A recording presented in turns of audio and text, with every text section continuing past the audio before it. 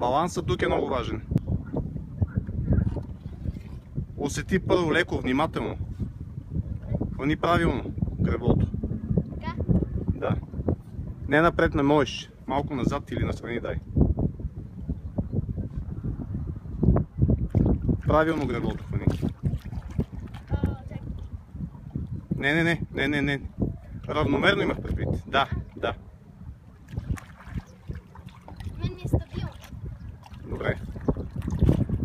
Управлява се, знаеш как. Да, с кръка. Не така. Зави наляво пръчката.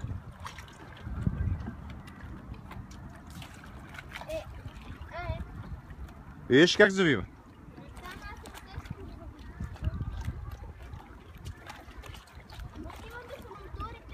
Добре.